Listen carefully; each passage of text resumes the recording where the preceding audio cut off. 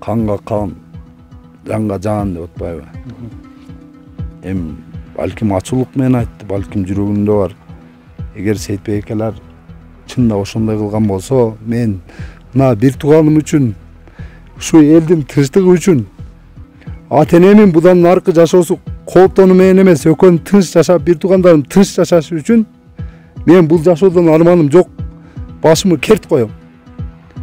Керт коем, тил катымы жазып берип коем. Эгер ушул нерсе ушу менен жабыла турган болсо, жөн эле элге тынчтык келип, айылдын аты жамандалуу ушинтип интернетте жүргөшүн каалайм мен. Керт коем, мен тил катымы жазып берип, арыздооматым жок деп туруп коем. Сейитбек акчаны берип атат, акчаны тыгып атат. Жок, мен өзүмүн 2 уул 1 кызым бар. Жубайым азыр Россияда турат. Өзүм Екатеринбургдан үй жай кылгам.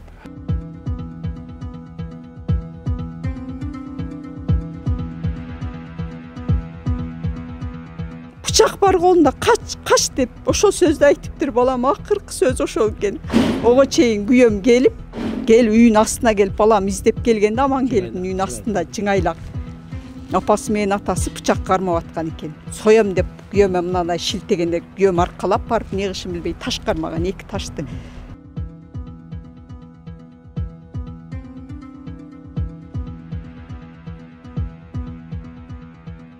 Кооптонууга эч кандай негиз жок.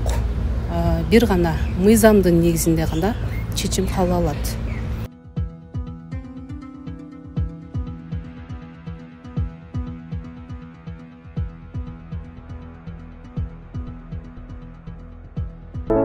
Орусияда иштеп жүргөн мекендештерге ишенимдүү өнөктөш. Биз сиздин мыйзамдуу миграцияңыз үчүн Казакстанга кирди чыкты кылабыз. Биздин документтик кызматта ИНН, СИНЕЛС, ДМС, паспорт котормосу, полис чоңдорго жана ошондой эле регистрация 3 айдан 9 айга каралган. Бардык кызматтар ишенимдүү жана 100% кепилдиги менен. Сиз бизди экрандагы телефон номерибизден таба аласыз. Ошондой эле комментарийде WhatsApp шилтемеси дагы бар. Эгерде чачыңыз төгүлүп, сакалыңыз чыкпай жатса, ички органдарда оорулар болсо, жүзүңүздө угрилер болсо, же денеңизде актактар, псориаз жаралар болсо, бир айда 7 килограммдан 10 килограммга чейин семирүүнү же арыктоону кааласаңыз, Америкадан келтирилген протеин жана гейнерлер менен машыгып, булчуңдарды чыгарууну жана семирүүнү кааласаңыз, аялдар жана эркектерде боло турган жыныстык ооруларга дары издеп жүргөн болсоңуз, анда биз менен экрандагы номерлер аркылуу байланышыңыз. Москва, Питер жана Ош шаарларында доставка акысыз 2 саат ичинде жаныңызда болот. Башка шаарларга 1 күндөн 5 күн аралыгында жеткирип беребиз. Байланыш номерлерибиз TikTok профилде жана комментарийде бар. Саламатсыздарбы, урматтуу көрөрмандар. Менин аты жөнүм Абдумалик Базарбаев. Мен журналистмин. Биз буга чейин YouTube каналыбызга ушул адам өлүмү менен коштолгон кылмыштуу окуя боюнча атайын видео материал киргизгенбиз. Эми тактап айтканда, бул кылмыштуу окуя Алай районунун Үчтү айыл өкмөтүнө караштуу Кызыл Алай айылында болгон. Анда бул ошол 18 жаштагы Жеңишбек аттуу жарандын өлүмү менен аяктаган. Биз буга чейин ушул жабырлануучу тараптын гана пикирин укканбыз. Ошол жерде баягы көпчүлүгүңүздөр жазгансыздар. Окуя түшүнүксүз болуп калыптыр дегенсиздер. Анын негизги себеби ушул климат оор болгондуктан, техникалык катачылыктан улам баягы интервьюлардын звуктары жакшы болбой, үндөр ошондуктан мындай түшүнүксүз болуп калды десек болот. Азыр биз дагы кайрадан ошол Кызыл Алай айылына келдик. Эми биз ошол жабырлануучу тараптын, айыпталуучу тараптын, ошондой эле соттун дагы пикирин берүүгө аракет кылабыз. Биз менен бирге болуп туруңуз. Күнөөкөр Алимжан уулу Амангелдинин эң чоң үй бүлөдө, эң чоң агасы болом. Эми ал болуп өткөн окуя боюнча, окуя болгон күнү мен Россияда, өзү буга чейин эле Россияда мигрант болуп эмгектенип жүргөм. Ошондой эле иним деле ошол жакта болуп эмгектенип жүргөн. Үй бүлөдө 5 уулбуз, 5 тең ошол жакта жетишпестиктин айынан кичине жашообузду түздөйлү деген максатта, ата энебизге жардам кылалы, өзүбүздүн жашообузду кичине түздөйлү деген максатта инилерим менен ошол жакта иштеп, ошол жакта кичине үйгө киреше алып жүргөнбүз. Анан эми окуя болоордон точно билбейм, бир 5 күн алдынбы, 6 күн алдын иним мага чалган. Иним ал жакта менден башка инилерим менен бөлөк иштешчү. Фирма менен договор түзүп, балдарды иштетип, разнорабочий, бир объекттин разнорабочийсин договор менен алып, бул жактан балдарды алып барып, айлыгына документине бардыгына баягы жооп берип иштетчү, айлыктарын алып берчү, ошентип тиргилик кылчу. Анан ал мага звонок кылды жумушта жүргөнүмдө. Ака, мен кетип атам Кыргызстанга. Мени фирмадан директор жөнөтүп атат. Мен барып, аз жаңы объект чыгып атат, бир жок дегенде 15 бала алып келишим керек. Ошол объектке жаңы бригадир коюп, ошол объекттин ишин башташыбыз керек деп. Мага 2 жолу кайрылды, 2 жолу тең мен барбайсың.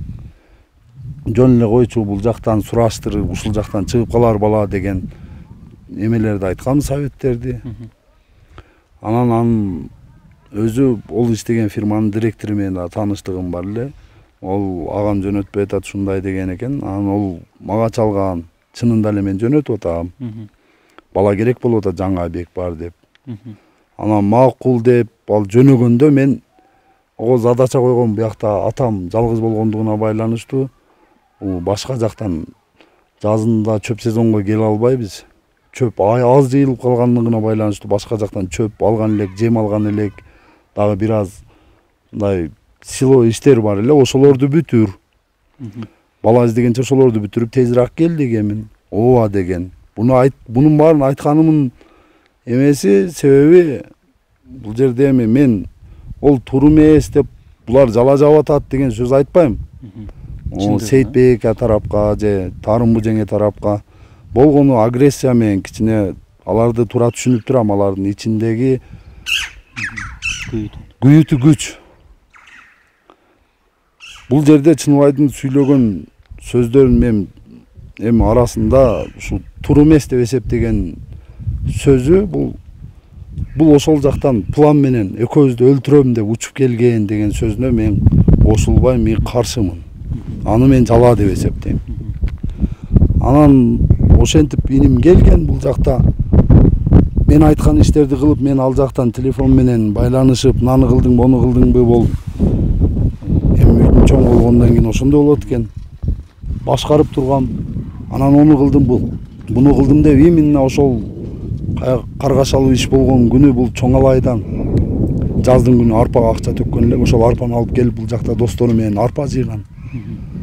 Мен бир чалганда арпа жыйып атам ака, досторум бар жанымда, анан сүйлөшөбүз деген. Анан ооба дегенмин.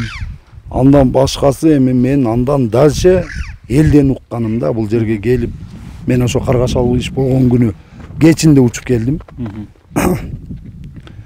Элден укканым иним менен Чыныбай ошол жака барган. Угушум боюнча экөө ичкен. Дагы досторуна чалып дагы алдырып ичишкен. Ошо Тумшук деп айылдын этегинен оң тарапка бурулган тарапта келе жатканда көрсөңөр керек. Ошол жерде ичип отурушкан кийин Амандын достору барган бул жактан. Анан экөө ушундай буга чейин ортодо болгон, телефондо болгон сөздөрү бар. Мен бирок бунчалык деңгээлде экөөнүн ушул убакка чейин баягы каршылашып өчөшкөн мамилесин билбегенмин. Болгон дагы эмес деп эсептейм. Себеби мен ондой нерселерди укаларым буякка келгенде оякка басканда, буякка баскандарды айым сураштырып жүрөм. Эгер ондой иш болгондо мен өзүм ошол жактан келип, экөөнү беттештирип, ака ука кылып кеткенге менин акылымдагы бардыгым жетиштүү эле. Анан бул экөө ошол жерде отуруп, сөздөн сөз чыгып, бир сөз талашып, ушундай отурушкан досторунун айтымына караганда. Анан экөө Чыныбай деле жакшы сөз айткан. Аман айткан укам, экөөбүз ака укабыз, бир жерде өстүк, бир чоңойдук. Экөөнүн ортосу 2 эле жаш. Урушуп, талашып не керек? Жакшы сыйда, аз өмүрдө жакшы эле жашайлы деген сөздөрдү айткан. Чыныбай деле ага атып ооба ака, бул кыска өмүрдө сыйлашып, күлүп жайнап өмүр сүрөлү деп экөө жакшына отурган. Болду болуп экөө. Чыныбай айткан. Акалар, буга чейин анча-мынча сөзүм же бирдекем өткөн болсо керек. Жүргүлө сыйлашып, мен силерге ошко аш уюштуруп берейин. Азыр ошко айдадык. Ошко барып, аш жеп жакшы отуруп келели деген жакшы сунуш айткан. Анан булар ошентип тарап атканда Чыныбайдын телефонуна Жылдызбек деген баладан звонок келген. Ал Жылдызбек деген бала өзү негизи ушул менин иним Амангелдилер менен классташ.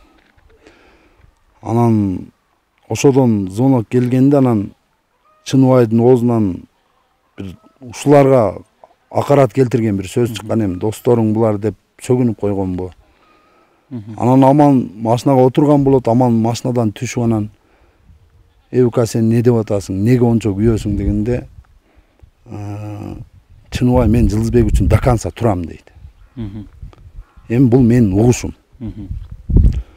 Турам дейт, анан экөө жаңжал ошодон башталат. Жаңжал болуп атканда берки балдар ажыратканга аракет кылат. Жанында да 2 бала болгон болот. Аман машинаны минип сүзгөнгө аракет кылат. Алар качат. Анан Чыныбайды келип сүзөт. Чыныбайды сүзгөндө Чыныбай кече сөзүндө айтыптыр, мени өлтүрүш максатында деп. Аны мен толук колдобойм дагы, толук андай болгон эмес дагы дебейм. Чынында сүзгөн. Бирок мен иним менен официалдуу турда соттун уруксаты менен именно ушуларды тактоо үчүн барып ини менен жолугуп бардыгын сурап чыктым. Ак болсо ак деп, көк болсо көк деп укам. Айылдын ыркын кетирбе. Ошол жерде досконально айтып берди. Мен уруш башталганда билем, урушуп кет, дыханиям жетпей калганын билем. Андан кийин мага актанды, ушундай актанды, өлүп кетейин, мен иштекени билбейм, ака депчи. Бул жерде балдардын айтымында ошентип Чыныбайды сүзүп атканда андан нарак бир аз өйдөраракта биздин менин чоң атам малканасы бар. Ошол жактан менин эле ушу папашканын бир тууган инисинин баласы, мындай айтканда биздин агын тууганыбыз. Ат менен кой өңөрүп келе жаткан болот. Ошол көрүп калат. Ал келип Чыныбайды алып качат. Эгер Аман чындап эле именно Чыныбайга прицел койгон болгондо өзүнүн бир боору ошол инимди сүзбөйт эле. Ошол инимди дагы ат паты менен одара сүзүп кеткен. Ошентип ал жерде уруш бүтөт. Уруш бүтүп Чыныбайды 2 досу больницага алып жөнөйт. Ошол жерде болгон 2 бала. Чыныбай эми бул бой жеткен бала. Бул да бирде урган, бирде калтак жеген. Ровно эле айтат, мени үйгө эле алып барып койгула. Мен өзүм разбирать этем. Анан алар анын сөзүнө кирип үйүнө барат. Үйүнө алып баргандан кийин эң кичине ошо раматылык инибиз эми мени кандай көрүшөт билбейм, мен бул айылдын мен өзүмөн кичинени бардыгын эле өзүмөн бир тууганымдай көрбөсөм дагы бардыгын мен өзүмдүн үкаларымдай эле көрөм. Ошо инибиз Жеңишбек чыгат. Менин иним Аман Ылдыйдан Сейитбек ака издеп келип бул жака өтүп кеткенде биздин үйдөн Ылдый өтөт. Өткөндө Сейитбек ака өз сөзүндө дагы айтып кетти. Менин иним үйгө машина менен айдап келет, өтө катуу ылдамдыкта. Аркасынан кубалап Жеңишбек деген бала айдап келет. Айдап келип анан менин иним биздин үйдүн варата коюлуп эле келе. Куду лестницага алып барып токтотот машинасын, аркасынан кирип машинасына Жигулиге жакын сайып, ошо степ машина менен келген болот, Жеңишбек токтогон болот. Анан эле бул жактан мамашкалар чыгып калат. Мамашкалар Жеңишбек качан келген, качан түшкөн, Аман качан түшкөн эч ким көргөн эмес. Кантип түшкөн. Мамашка менен папашка чыкканда Сейитбек ака ар жактан келген болот. Сейитбек ака келгенде эми ал уруш болуп аткандан кийин Сейитбек ака дагы өзүнүн нерви менен колуна 2 таш алган болот. Анан мамашка менен папашка не болуп атасың деп үйдөн чуркап чыгып эле Аманды басып жатып калышат. Анан атам менен менин атам менен Сейитбек аканын мамилеси чынында өтө жакшы эле. Ага ини катары, айылдаш катары. Анан менин атам айтат, Сейитбек ташыңды жерге кой дейт. Сейитбек ака жерге коюп, анан ал жактан ананы больницага алып барыш керек деп кимдеди, бирөө деди, келет. Сейитбек ака болуп анан степти минип алып обратно кетишет. Кетишкенде мамашка өзү ар 6 айда леченияга жатат эле, давление болуп ооруйт. Давлениясы кармап мамашка мурду канап кетет. Ошондо эле бир тууган тагам бизден 6 чакырым алыстыкта наркы айылда турушат. Ошого чалат, анын машинасы болгон болот, машинасы бар эле. Амандын состояниясы ондой болуп, машина айдаганга эме болбойт эле да. Тагам айтат, тагам келет. Апамы давление болгондугуна байланыштуу эмеге отургузушат машинага. Булар сопуга жөнөйт.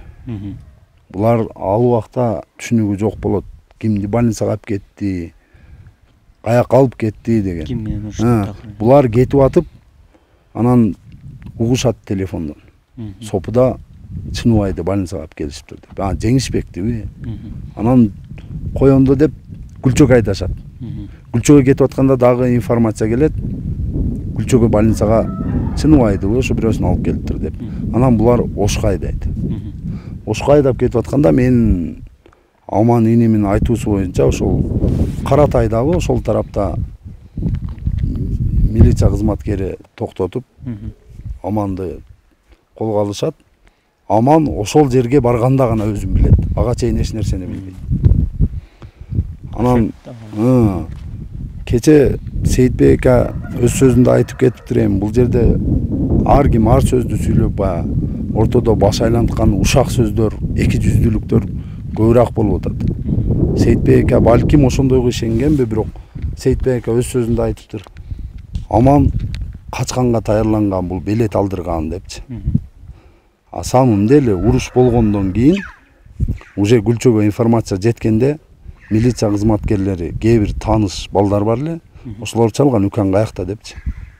Мен ошолорго айткам, Үкам апамы ооруп больницага алып кетип атат. Үкам эмне касак кылган болсо дагы, мен эрте мененки саат 8-де роодун алдында Үкам менен ошол жерде болом деген. Мен ушу сөзүмө айткам, тастыктай турган милиция кызматкеринде адамдар дагы бар. Анан инимин качууга аракет кылгандыгы ал жаңылыштык сөз болуп. Мен ошондой эсептейм. Анан жанагы айтып атышпайбы, ото жолго Жылдызбек дегенчи. Азыр көбүнчө ошол Жылдызбек деген кандай аралашып атат, ал өзү ким, анан мурдун баягы пикир келишпестик эмнеде бар эле ошол иниңиз менен могу Чыныбектечи. Анан Жылдызбек бул жерде кандай неме фигурант болуп ататчы? Эми Жылдызбек деген ошо жана эле айтып кетпедимби? Мен инимин кайра эле классташ, экөө классташ дос. Экөөнүн ортосунда чынында буга чейин келишпестиктер болгон. Менин иним мындай физический жактанбы же спортивный жактанбы үстөмдүк кылгандыгына байланыштуу Москвада бир мага Жылдызбектин чалганын билем. Үкаңыз ушинтип мени катуу урду дегенде мен ошол жерде айткам, иним, экөөң бириң чоң, бириң кичине болсоң барып мен аралашып экөөңө чечет элем. Экөөң классташ балдарсыңар. Мен экөөңүн ортоңдо бир сөз айта албайм деп Жылдызбекке айтып түшүндүрүп, бирок кийин өзүмдүн инимди урушкан, талаада жүрүп, не талашың, не десем, жок, өзүндө касак деп айтпай койгон. Экөөнүн ортосунда чынында келишпестик бар эле, буга чейин эле. Анан эми бул жерде айтканда сөз Жылдызбек тууралуу аябай көп. Эми баягы айтылбай турган нерсе эле бул жерде, бирок айтышка туура келип атат. Жылдызбектин папашкасынын иниси будан калп айтпасам 2 жыл мурун бул жерде ошо алда ошо ичкиликтин айынан экөө урушуп, папашкасынын иниси кайтыш болуп кеткен. Анын аркыл күнөөкөр тарап соттолуп, азыр өз срогун алып, наказаниясын көрүп атат. Ошонун ата энеси бул жерден кетебиз деген эмеде мен иниме үйүн сатам дегенде мен ушул Аман иним алардын үйүн алган. Алардын үйүн алгандан кийин ошо Жылдызбектин мындай айтканда ичинде обидасы калган го. Жашатпайбыз бул үй. Эми типа бизге калыш керек эле. Менин балдарыма действительно бул жеңенин дагы жаш балдары бар эле. Ошондой ою бар окшойт экен эле. Ошол дагы экөөнүн ортосундагы мамилени күчөттү деп ойлойм мен. Анан кече Тарымбу жеңе бир сөз айтып кетиптир. Бирок мен аны Тарымбу жеңе бизге жала жаап атат же жалган айтып атат деп айтпайм. Мен Тарымбу жеңенин, Сейитбек аканын ичиндеги болуп аткандарды түшүнүп турам. Алар эмне десе дагы көтөргөнгө мажбурмун дагы, бул мен түшүнүп дагы жетем алардын ичиндеги күйүттү. Кече бир сөз айтты. Мен 2 баламы өлтүрдү, дагы 1 баламы майып кылды деди. Жеңем бул мен социалдык тармактагыларга түшүнүктүү болуш үчүн эле айтып атам. Ал дагы бир инимдин досу, бир тууган инимдин досу болгон. Экөө чынында мен мына башка досторумдун дагы алдында айтам. Менин именно менин бир тууган иним менен өтө жакын дос эле. Экөөнүн басканы бир, турганы бир эле. Ал бала Москвада ушул мына Жылдызбек деп атпайлыбы? Ошонун колунда вентиляцияда иштеп жүргөн. Вентиляцияда иштеп жүрүп, Жылдызбек бригадир болуп объектти алып отвечать эте турган ол жерде Жылдызбек болгон. Мен ошол жерде ушундай болуптур деп мен Москвада өзүм айылдын Алай коому деген коому бар. Ошол жерде айылдын, өзүбүздүн айылдын атынан мүчөсү мен элем. Мага ошондой информация келгенде эле мен ошол жерге жетип баргам. Жетип барып ошол жердегилерден мен тактап сураганда ошол жердегилер мен бул Жылдызбекти каралайын же жамандайын же бирөөгө жаман көрсөтөйүн деген ойдо эмес. Мен ошондогу сөздү ушул убакка чейин ичиме катып келгенмин. Азыр айтышым керек болуп атат. Себеби анын өлүмүн мен иниме жапкандыгы үчүн мен өзүмдүн инимдин кылбаган нерсесин мойнуна алышын каалабай турам. Ал бала ошол жерде Жылдызбектин ишке кайдыгер карагандыгы үчүн. Булар ишти баштаганда электричество зданияда өчүрүлбөгөндүгүнүн кесепетинен ошол Медер деген инибиз кула жерде болсун. Ошол инибиз кайтыш болгон ошол жерде. Эч тиешеси жок бул жака. Анын эч кандай тиешеси жок. Ошол жерде бардыгына чуркап, тала жеринде бул бир туугандай элебиз. Бардыгына чуркап, милдет кылбайм. Кудай билет, бирок бардыгын бүтүрүп ушул жерге жеткиргенге аракет кылып, жеткирип бергенбиз. Жеткирип келип, өз элибиздин өзүнүн тупурагына сөөгүн койгонбуз. Бул жерде бул экөөнүн ортосунда болгон, мен жана эле айтып кетпедимби, Чыныбай менен мен иним Амандын ортосунда эч кандай талаша турган же бир өчөшө турган нерсеси жок. Мен буга чейин уккан да эмесмин, көргөн дагы эмесмин. Болгону бул экөө тең. Чыныбай дагы, Аман дагы чынында физически катуу, алдуу, күчтүү, мындай айтканда, короткий сөз менен айтканда, горячий балдар эле экөө тең. Ошол экөөнүн ошонусун пайдаланып кетти кээ бир күчтөр. Бул айтканым мен бул милиция кызматкерлерине дагы айттым. Ошону алып суракка алып койгула депчи кайрылганмын, бирок мен эч кандай результат көргөн жокмун милиция кызматкерлеринен Жылдызбекти чакырып бир сурак алып бир мындай эме кылганынча. Мен наоборотунан көрдүм. Тергөөчтөрдү ушу айылга чейин ташып машинасы менен ушинтип жүргөнүнчө. Мен азыр Жылдызбектин Чыныбайга жардам берип атканын көрө албай же ошо менен жакын болуп атат деген эч кандай эмем жок. Бул жакшы нерсе, эгер чындап чын дилинен өзүнүн айылдашынын башына оор иш келгенде чуркап ошого жардам көрсөтүп, колуна кол, путуна пут болуп атканын эгер чындап жүрөгүнөн эч кандай бул ишке тиешеси жок болуп аткан болсо, мен Жылдызбекке ыраазычылыгымды билдирем. Келечекке эл башыбыз аман болсо. Сен ошондой жердесиң, оор убагында сен ушуга жардам кылгасың депчи.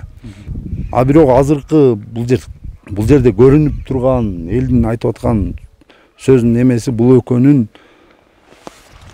экөөнү карама каршы ушундай эме кылган бул жерде Жылдызбек деп. Мен буну именно ошол чындыгында ошол кылып койду дебем, бирок тактоо жүргүзүш керек буга. Себеби мен буга чейин көп информациялар топтоп көрдүм. Мен бир тууганым башы тирик. Олорго кыйын болуп атат. Бирок ошентсе дагы мен бир тууганым ошол жерде турганына ушул чындап ушундай кылдыбы деп өз көзүмө ишенбей өзүнчө териштирүү жүргүзүп сураштырып көрдүм да. Ошол жерде каласаңар мына мен телефондон көргөзүп деле коеюн. Менин мындай подозрениема түрткү болгон мына эме болуп турат. СМС. Бул жерде мына Жылдызбек жөнөткөн да.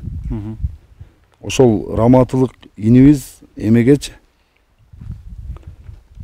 таппай калбадым анда. Издеп неме коебуз бул жерде? Жеңишбекечи? Жеңишбеке жөнөткөн. Эме деп. Тез жет чыны ичип алган окшойт. Урушуп жатат депчи.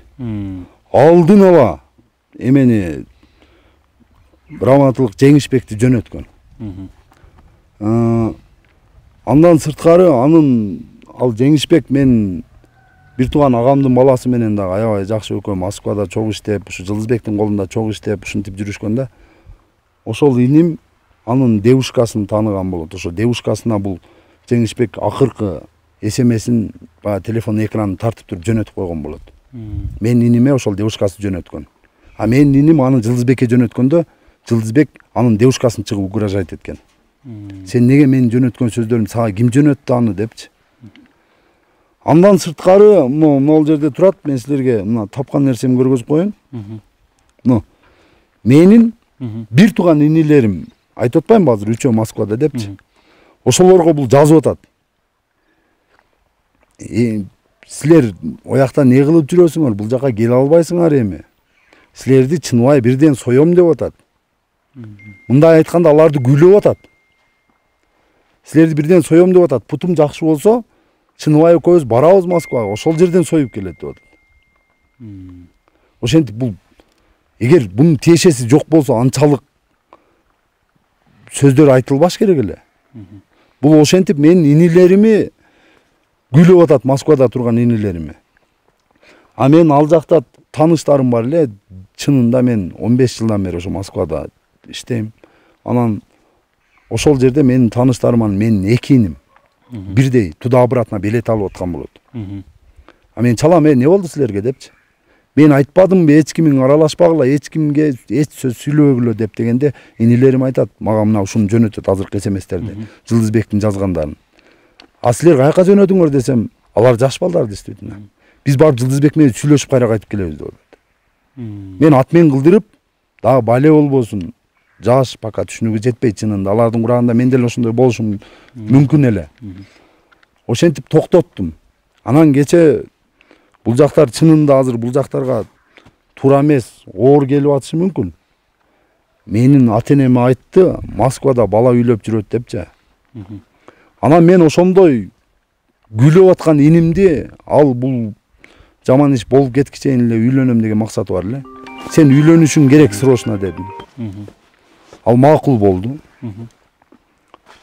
Анан мен ата-энем мени барып ошону үйлөп кел деди эле. Мен могул жерде ата-энеми ушул бул болгондон бери больницадан больница кыла берип, эми бул ата-эне экен, алардын ойлоп аткан оюн ички дартын мен түшүнүп жете албайм. Анан мен кичине алакыстып келгиле деп экөөнү зорлуктап, ойгула баргыла деп ыйлап сыктап атып, эптеп көндүрүп жөнөттүм. Барып кичине өзүңөрдү алакыстып ошол жакта жүрүп келгиле депчи. Барып балаңарды үйлөптүм. Ошого барды. Ошолор келип жаман ишке катышып калбасын деп инимди үйлөн деп үйлөнттүм. Ата-энем кичине өзүн кармасын деп ошол жака жөнөттүм. Иним кандай болгондо дагы ата-эне бизге керек. Биз өзү 8 бир тууганбыз. Күнүн агасы катары соттук териштирүү, соттук өндүрүштөр болуп атат. Ошо милициялардын тергөө органдарына кандай баа бересиз?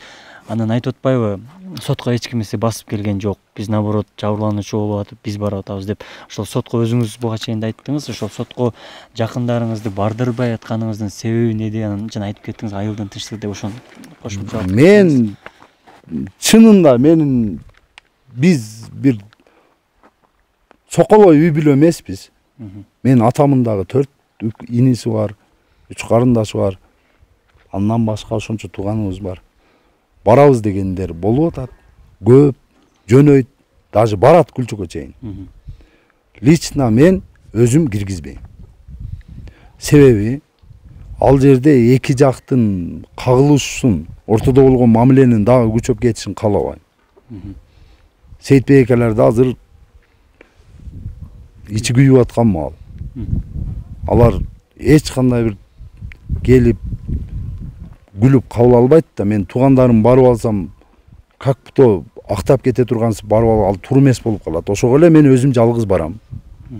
Анан Сейитбек экелер айтыптыр, булар акчаны тыгып коюп, жок, мына көрүп атасыңар го өзүңөр деле. Карапайым эле үй бүлөбүз. Өмүр бою атабыз бир байманап же бир депутат болгон эмес. Эл каранан жегенде каранан жеп, калаш кийгенде калаш кийип чоңойгонбуз. И азыркы күнгө чейин элдин катарында элден бир ашыкча байлыгы жок, өзүбүзгө Кудайга шүгүр жетиштүү жашоо менен эле өмүр сүрөбүз. Биз барып сотко акча берип, ого акча берип, буга акча бергенге мындай айтканда кудуретим жетпейт. Атамдын да кудурети жетпейт. Анан эми Сейитбек экенин күнөөмүн мен ушундай түшүнүп турам. Мен бул жерге ошо күндөн бери ушул жакта турам. Азыр ата-энем жалгыз таштап кете албай. Менин келиш максатым бул жака ошо күнү. Мен инимди куткарып аппак кылып алып чыгып кетем деп келген эмесмин. Мен биринчиден ата-энеми карайын деп, экинчиден ушул элдин ортосунда тууган урук ыркыбыз кетип калбасын, элдин тынчын албайлы. Ошол нерсени басандатайын, аракет кылайын, жакшы сөз сүйлөйүн, наркка барайын, буга барайын деп мен ошол эле максатта жүрөм. Укамды куткарам деп бирөөгө бир сом сунуш да кылган жокмун. Берген дагы жокмун, бербейм дагы. Законду мына азыр сот иши жүрүп атат. Кече Сейитбек экелер айтты, сот туура эмес карап атат деп. Мен эми аны Сейитбек экени каралагандай болуп сүйлөбөйм, бирок сот иши туура эмес болгудай, сот иши али башталы элек.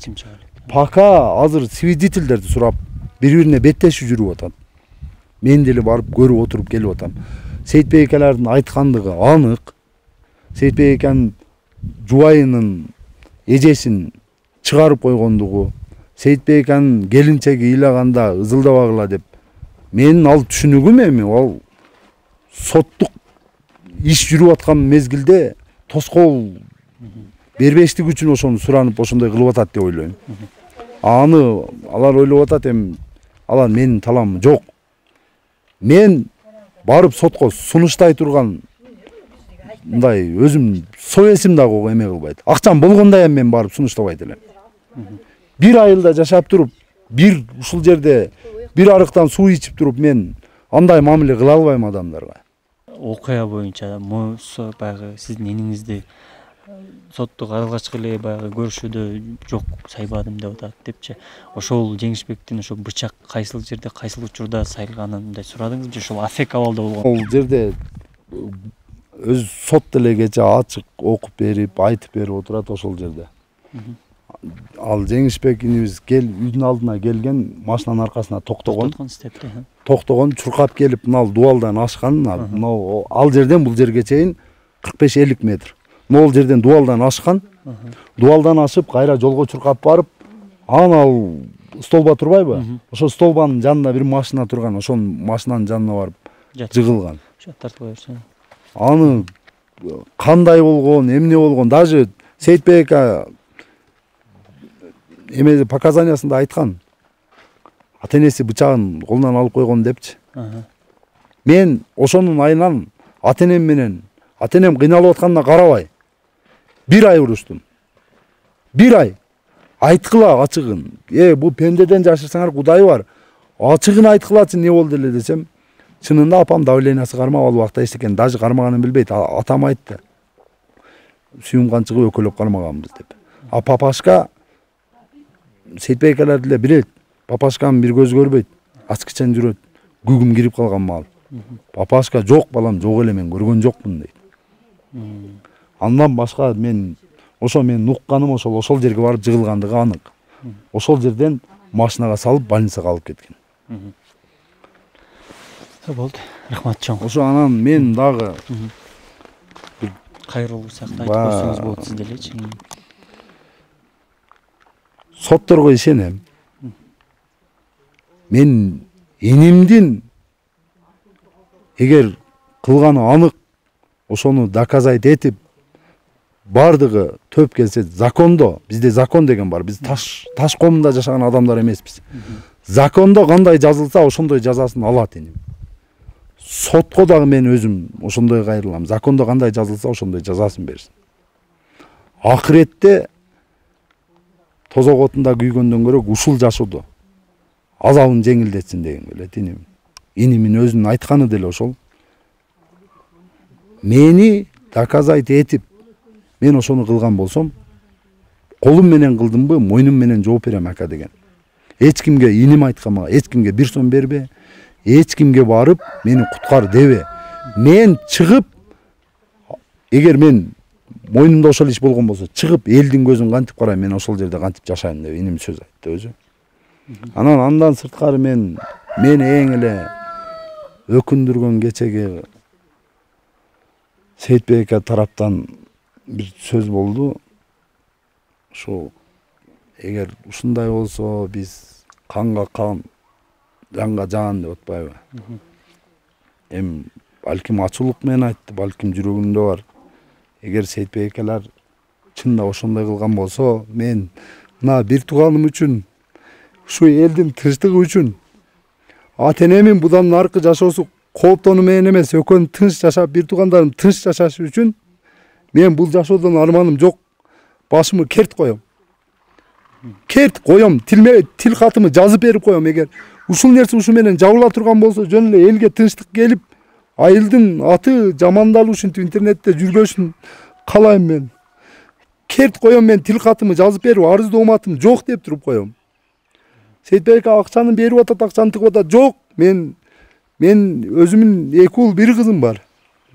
Жубайым азыр Россияда турат, өзүм Екатеринбургтан үй жай кылгам. Ипотекам бар. Мен келгенден бери чынында атам мал калын сатам. Бул мал бизге керек үчүн биз карайбыз да. Мага керек үчүн мен ошону сатып ушул жерде туруп мен ипотеканы төгүп атам. Орус мени түшүнүп, сен ушундай эмеде экенсиң ситуацияда ипотеканы кое тур дебейт экен. Мен азыр Сейитбек ошону түшүнүп атса керек, бул мал калын сатып атат, ушунун базы жок. Ондой эмес, мен бирөөгө 1 сом бербейм. Бирөөгө барып жалдырбайм. Закондо кандай жазылса ошондой эле жооп берсин үкам, болду. Ошону эле карап берсин, болду. Рахмат. Аты жөнүңүздү айтып койсоң. Аты жөнүм Жолуев Бактияр Алимжанович, 1988 жылы турулган. Амангелдиниңиздин дагы үй бүлөсү бар дейт. Канча? Амангелдиним быйыл эле үйлөнгөн, келинчеги бар. Келинчеги азыр ошо Россияда менин үйүмдө турат. Рахмат.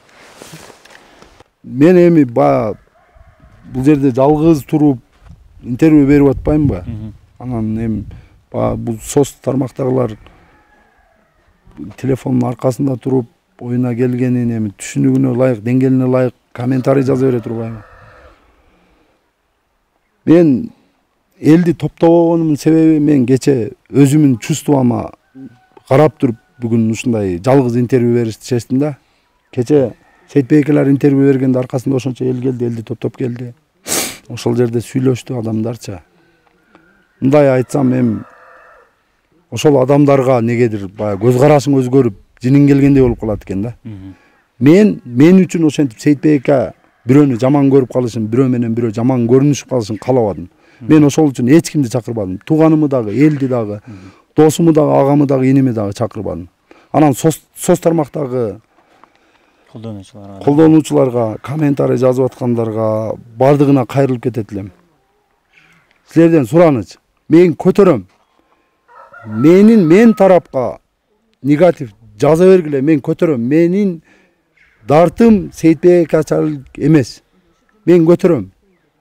Бирок мен кечеден бери комментарий окуп отурдум да.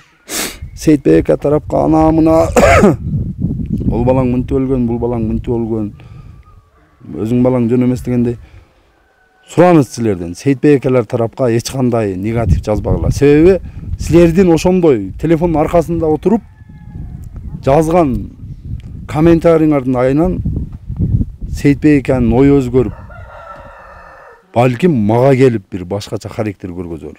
Мен азыр эч кандай Сейитбек ака претензиям жок.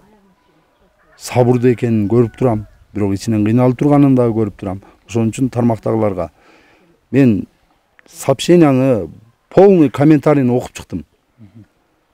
Сейитбек тарапка негатив жазгандын бардыгы менин таанышым, Амандын таанышы, алыс тууганым, жакын тууганым. Мен ар бириңе чалып, ар бириңен суранганга менин убактым жок, ар бириң менен менин байланышым дагы жок. Алыс жакында жүргөн ошол мени таанып тургандар силерден сураныч, ол тарапка эч кандай негатив жазбагыла. Анан мен тарапка негатив жазгандын 20% мына жерде. Мен жаман көрбөйм, мен түшүнүп турам. Мен айылда эч бир жанды жаман көргүм келбейт, бирок Жылдызбектин туугандары полный мага негатив жазып, үй бүлөгө акарат сөздөрдү келтиргендердин бардыгы атууга өкүм болсун. Бул эртең чыгып алып өлтүрөт да, булар ушундай да дегендин бардыгы Жылдызбектин туугандары. Мен бардыгын казып, талдап, текшерип чыктым. Мен ошону суранат элем. Сиз ошол окуяны көрүп атасыздар, социалдык тармактарда көпчүлүк колдонуучулар ошол өлүм менен коштолгон окуянын мындай башын, аягын, эмне болгонун талап кылып атышат да. Сиз айтпай туруңуз эже, каза болгон ошо бала, жеңиш балаңыз менен Чыныбек балаңыз окуя кандай болгон, ошону баштан аяк айтып бересиз? Мен Алай районуна караштуу Үчтөб айыл өкмөтүнүн Кызыл Алай айылынын тургунумун. 6 баланын энесимин. Бул окуя ушу башынан 2023 жылы ноябрь айында мен кыз бергемин. 1-ноябрь күнү кыз узатуу кылып, той кылып, 2 күнү кызды көчүрүп барып келгенбиз. Ошо өлгөн балам маркум Жеңишбек апарып келген бизди. Ошол келген күнүн эртеси 3 күнү мен киши кара чакырып, үйдө байкаган эмес экенмин. Ошо 3,5 саатта, 3,5 убактарда баламы чакырган экен, ошо кичине кызман. Ошо машина келип токто, ошо аман келди. Бир баладан чакыртыптыр. Ол деле эшиктин астында туруптур. Ана бир бала чакырып, аман келдин досу иман берди. Ошо чакырганда кызым кирип чакырган экен. Балам чыгып, чоң балам Чыныбай 94-жылкы бала үйдөн чыгып, галоштон чыккан. Чыгганан экөө сүйлөшүп, аркага отурган, машинанын аркасына отурганда астыга отур дептир. Мен угушум боюнча мен байкабапмын, кирип чыгып атып. Чоң үйдө киши карам бар эле, кызым ошо конфет ташып атып көрүптүр. Ошо чакырып бериптир. Бергенден анан балам ошондо аркага отурган, астыга отур, эч ким жок дептир, аман келди. Галошум неме алмаштырып алайын пут кийим десе, жок келесиң дептир. Дегенде эле астыга отургузуптур, айдап кетиптир. Анан мен байкабай эле ошо боюнча жүргөмүн. Кечке маланан ошо шам убактан кийин балам, кичине балам Жеңишбек үйдө жаткан, ички үйдө. Тойдон келип чарчап кечке жаткан. Киши кара узаганай мен да кирип намазымды окуп, бүткөнөн күйөөм экөөбүз отурганбыз. Ошол убакта балам бирөө чакырып эшикке чыгып кетти, шап эле Жеңишбек. Чыгып эле 5 мүнөткө жетпей эле кайра кирди. Ошондо балам канжалатып алып кирди. Ошондо мен чыңырып бакырдым. Не кылды ким десем эле балам ушундай кыл акыбалда ким алып кетти деп балам титиреп калды Жеңишбек. Дегенде эле Жеңишбекти кармап биз күйөөм экөөбүз алуу жетпеди. Ага чейин коңшум эл башчы келип чакыр жүгүрүп кирди. Жеңе мындай үнүңүздү уккан эмес элем, эмне болду деп. Дегенде эле мен бая балам кан атып атты шприц менен мынакы жегенде. Ошо балка менен чапканда аркасын лабой тийген экен, 2 жактан чыркап атты. Мен чыркырап ошо менен өзүм жоготуп коюптум стрессте. Күйөөм кармагыча болбой балам чыгып кеткен. Барып аркасынан күйөөм жүгүргөн боюнча кичине балам экөө чуркап, биринин артынан бири чуркап, балам күйөөм галошу таштап ошо жарым жолдо эле таштаптыр. Ошо Жеңишбекке жетип кармап калам деген ойдо барса таппай калган. Таппай калып бала ылдый жактан куушуп келген. Жүгүл аман келди менен балам степ менен куушуп келип, астыда үйдөн астынан күйөөм өткөн.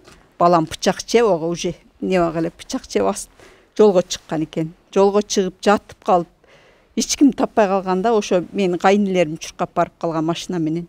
Аны ого чейин кичине балам да барып калды да күйөөм аркасынан жүгүрүп жүрүп. Барганда балам кичине балам барганда балам жалккан.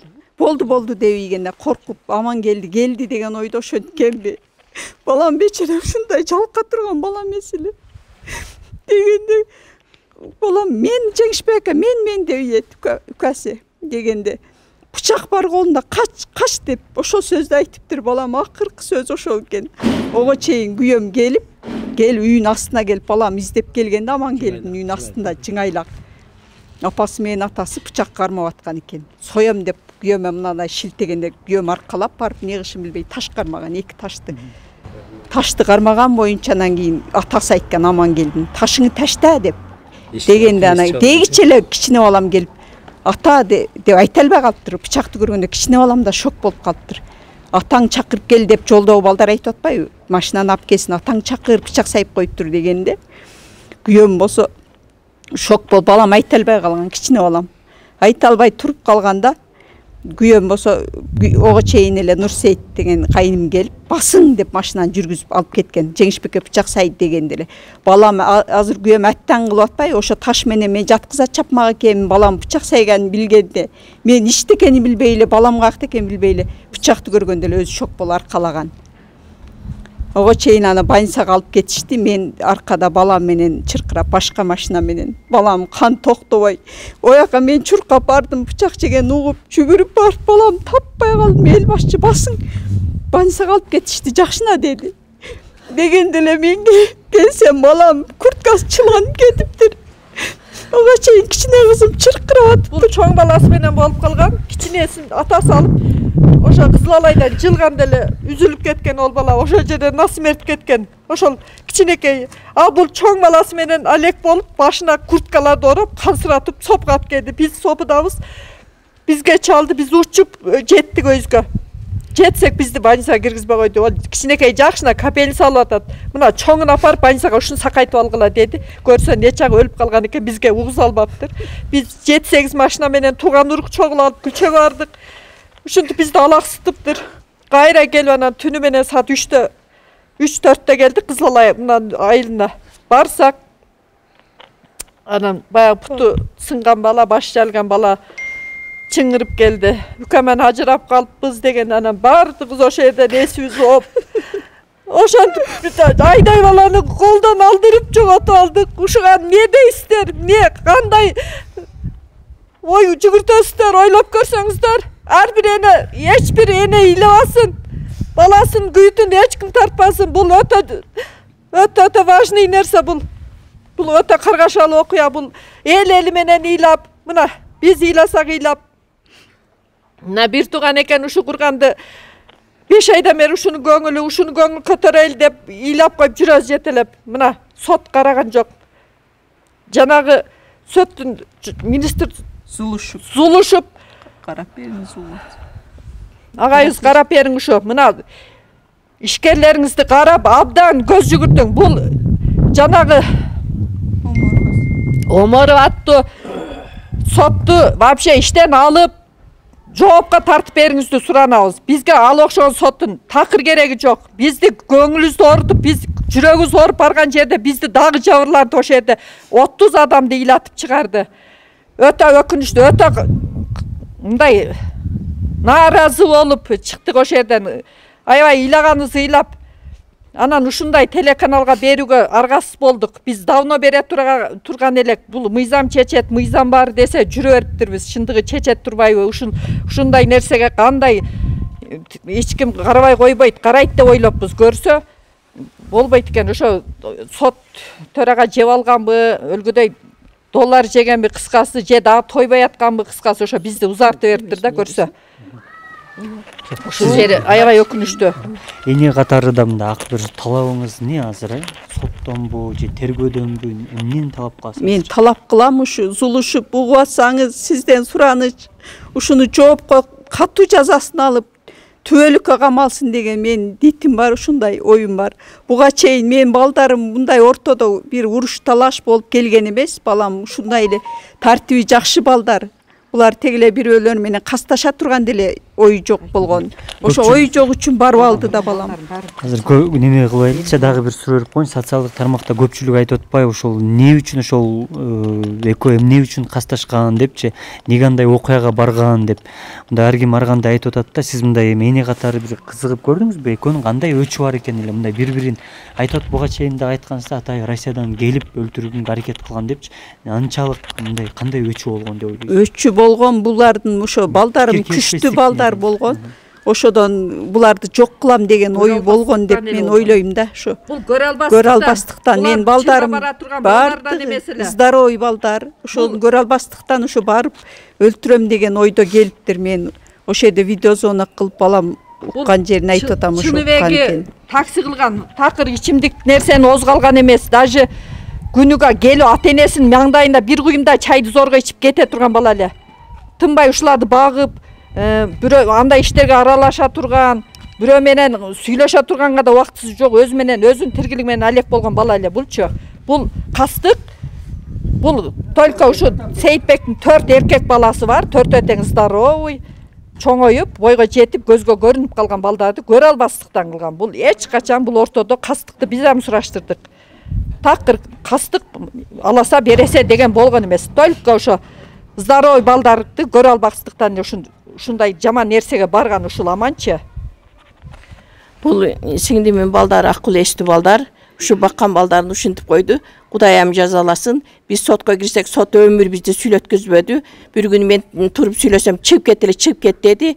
Наркы канкорду болсо, сиз туруңуз дейт. Onu эмне биздин көзүбүз көрсөтөт? 5 бардык, 5 жол биздин пешенебизге коюп, жүрөгүбүздү ортуп. Бул болсо ошондон келгенден баштап приступ болуп атат. Сот чечкенден кийин бир эле күн киргизип туруп алып кетиш керек. Биздин пешенебизге 5 барсак 5 киргизип маңдайыбызга коет ада канкорду. Онтип кереги жок. Ошодон мына приступ тынбай тутуп атат. Одон биздин жүрөгүбүз кармап, жүрөгүм титиреп, ол кирген адамдын баары отура албайт азыр ол канкорду көрүп. Путун талкалаган бала балдакчан турса да көтөргө чыгыңды, көтөр деп ого грубый сүйлөгөн. Бизге грубый мамиле кылды. Ого суроо деле берген жок. Эл ишенип, эл койгондон кийин элди сыйлаш керек. Жабырланган адамды сыйлаш керек. Сыйма менен мамиле менен бизди сыртка чыгарыш керек эле. Бул жерде вообще туура кылган эмес. Кайра эле буларды конкретип эле. Кайра суроо берет буларга. Ого бир жолу айтам. Зулушуп бир суроо берди. Ушул төраганы соттон чыгарып, жазасын колуна бериң. Бизге аябай грубый мамиле кылды. Биз жүрөгүбүздү 30 адамды жүрөгүбүздү ортуп бардыгыбыз нааразы болуп чыктык ошол жерден. Бул орган баланы көчүңдү көтөр, тура да деп onu грубый дейт. Жанагы канкордо болсо туруңуз, өтө болуңуз деп аны аябай сыйлады. Кичине баласын өлтүрбөдүң десе сот унчуккан жок. Ата энеси ыйласа чыга бул жерде ыйлабагыла деп урушту баарыбызды. Канкордун 6 бир тууганы бар экен эркек. Ушу сотту жок кылып бериңиздер. Россиядан кереги жок бул окшон акчага тойгозуптур. Бул сотто азыктылып калган экен. Биздин жүрөгүбүз ооруп чыкты, сиңдим эмес. Бул эме чечилгидей эмес деп. Ушу бир тууганыбызды кармап отурабыз мына 5 күндөн бери үйдө алып приступ болот. Молдого апарып окутуп атабыз, доктурга апарып укол сайгызып. Бизге бир туган керек. Мына азыр биздин үйдө бул. Биздин ата энебиз дагы бизге бир туган тапергидей ата энелерибиз кетип калган. Бизге бир туган керек. Бизге баалуу бул адам. Ушунун айынан акам да өттү. Ажакабыз бар эле. Жүрөгү оор эзилип бул бала өлбөш керек эле деп 15 күндөн кийин артынан акам өлдү, мына көк кийип отурабыз. Бир эмес 2 адамды, 3 адамды өлтүрүп, 3 адамды жарадан кетип атат. Бул окшогон акмактарды карап бериңиздерди суранабыз. Өмүр боюга кетсе боло берет бул. Сиз неме боюнча да айтып коюңузчу, Жылдызбек деген тааныштыгы бар да эмчи билесиз? Onu билем, ошо Жылдызбек менен аман классташ бирге окуган. Ошо Кызыл Алайдын тургуну экөө тең, экөө дос болуп, бири-бирине кас экен. Onu эми угуп атам да, мен угушум боюнча. Кас болуп экөө тең Россия жергесинде бригадир болушкан. Бригадир болуп, ана мен балам ошо Жылдызбектин колунда иштеп калган үчүн аман көрө албастык кылып, сен Жылдызбекти ака дейсиң, Жылдызбектин сөзүн сүйлөйсүң деп ошодон келген чыр да. Чыр өзү ошодон башталган. Анан мени ака дебейсиң деп, анан мен балам кечирим сураган экен. Силерге аш кылып берем, мен кичүүкем, кечирим сурайын. Бунун аягы жакшы эмес. Эртең силер да балалы чакал болосуңар. Аш кылып берем деген жеринде ошо туюстан келип балам ондой ойлобой турган жеринде чаап койгон. балам кальтакты жей турган деле балам эмес ол. Ушул убакка чейин бир жери канап келген эмес бул балам.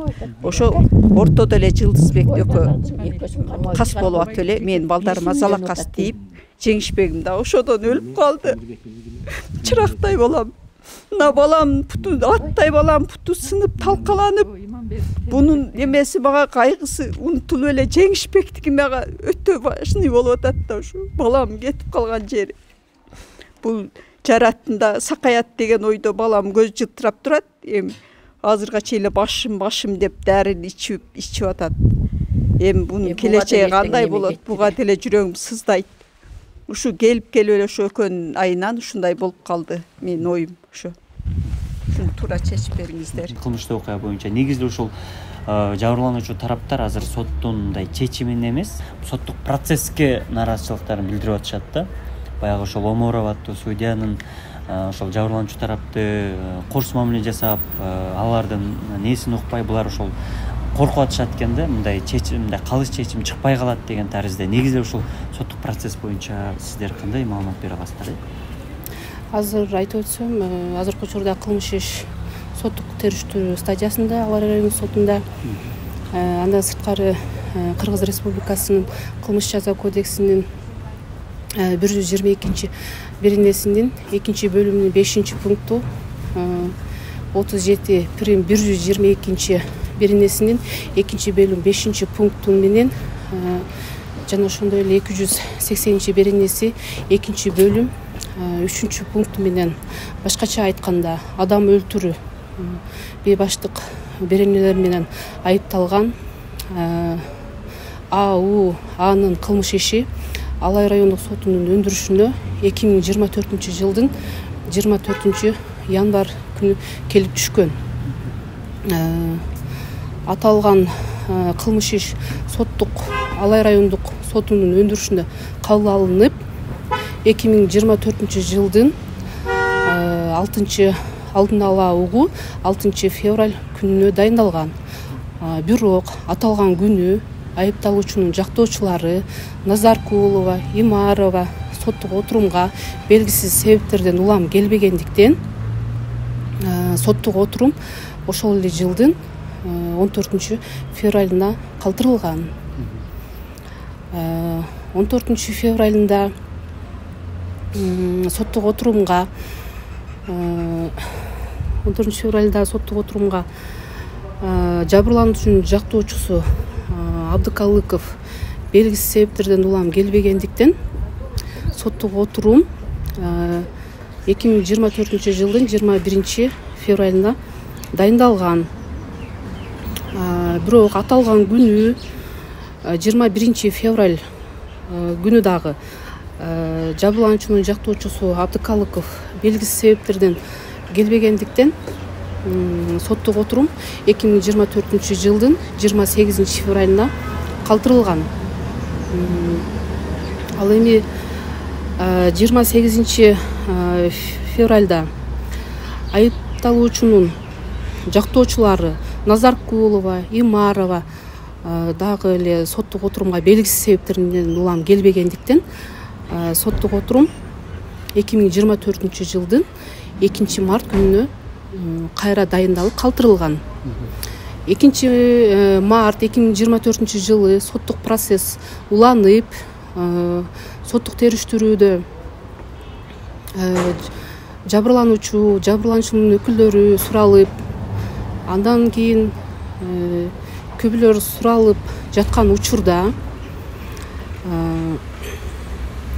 жабырлануучу тараптын тууганы соттук отурумга тоскоолдук жаратып, судья тарабынан бир канча жолу эскертүү берилгендигине карабастан кайра эле тоскоолдуктары жарата бергендиктен ал сот залынан чыгарылган. Ошол эле учурда жактоочу Имарова өзүн жаман сезип, ооруп жатканына байланыштуу соттук отурумду башка күнгө жылдыруу жөнүндө өтүнүш менен кайрылган. Анын негизинде соттук отурум 2024 жылдын 5 мартына калтырылган. 5 март күнү То есть 4 март күнү алдын ала жабырлануучунун мыйзамдуу өкүлү соттук процессти башка күнгө калтыруу боюнча өтүнүш менен кайрылган.